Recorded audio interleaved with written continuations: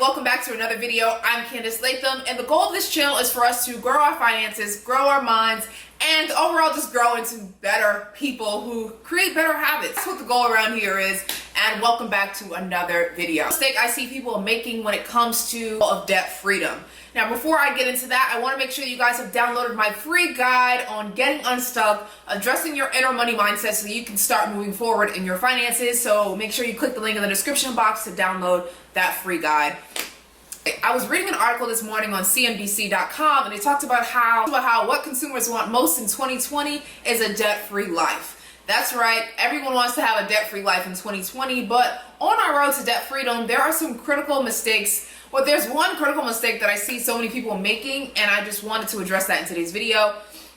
Some other interesting stats from this video, though. It says a new survey finds that 84% of individuals would rather save $5,000 than shed 5 pounds. And many respondents said they regret taking on new or existing debts from this year.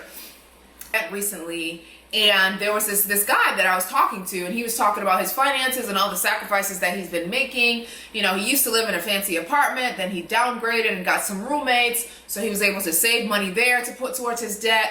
You know, he started bringing his lunch to work, so he was saving money there. Like, he was living very frugal so that he can actually reach his goal of being debt-free.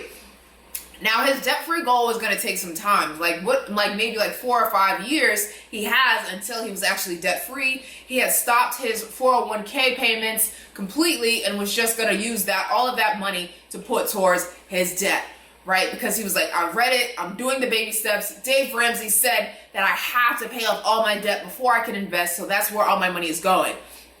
And, you know, I love Dave Ramsey. Be careful how you talk to people, because people are like, what's the word? Not to say like obsessed, but it's kind of like, yeah, a little obsessed with the baby steps. And it's just like, no. And Dave Ramsey chapter 3, he says, thou shalt not.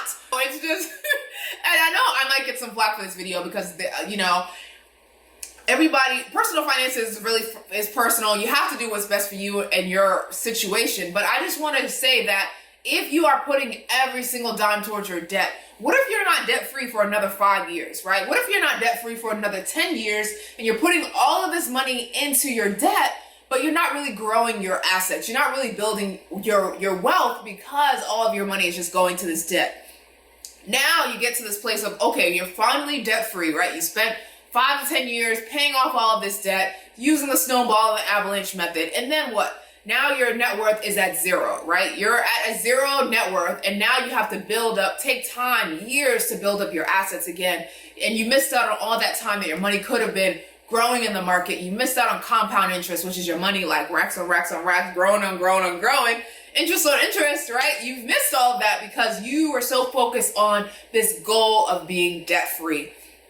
And when I was personally paying off of my student loan debt, I made sure that there was periods where I was investing first, and then I was investing a little bit less so I could put more money towards my debt, but I never just eliminated investing entirely. And that's why I was able to pay off my debt and still have a positive net worth, because investing was an important part of that. Now, I know some people are like, but Candice, if I just focus on this one goal at a time, if I just put all my money towards my debt, and then I can focus on putting all of that money towards investments, that's what's best for me. That might be you, but I'm just saying that you could be missing out on your money growing. And, it's going to take you, the younger you are, the younger you start investing. Whew, my throat. Hold on real quick.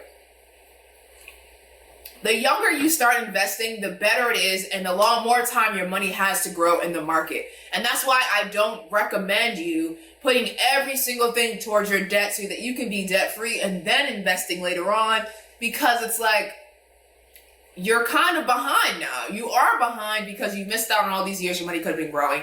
And that's what I wanted to say today. Make sure you guys are not making this critical mistake that I see so many people making. I know we sometimes too just become so obsessed with being debt-free, but there's more to life than being debt-free. It's like we have to focus on our net worth, right? And what we're worth financially. And yes, paying down debt does help your net worth grow. But what also helps your net worth grow is investments, is your savings, is making sure that you don't leave these things behind Because if you don't have anything else to fall back on, now you're debt free, but now you don't have any assets. Now you don't have any, savings. Something happens, and now what do? Now you have to swipe your credit card, and now you're back to being in debt. So I'm not sure if the goal necessarily should be to be just entirely debt free. I think the goal should be to grow our net worth, grow ourselves, right? Sometimes you're going to have to invest in yourself. Sometimes that investment is going to include debt, but you shouldn't feel down, right? I don't think that, because I personally do plan on investing in rental properties. I invest in my business, I invest in coaching, I invest in courses, and I just invest in myself. And so I don't see that as a disadvantage. As long as I am investing in myself and I'm going to get that returns, I'm going to get that money back. It's going to be compound interest on myself, and I'm going to be able to grow my net worth, grow myself. And so I think that should be the focus, on growing your net worth, growing yourself, rather than just being debt free. And that's just something that I personally wanted to put out into this world. I know I might get a lot of flack. I know you guys might not agree with me, but again, personal finances is up to you to decide what is best for you, but work smarter.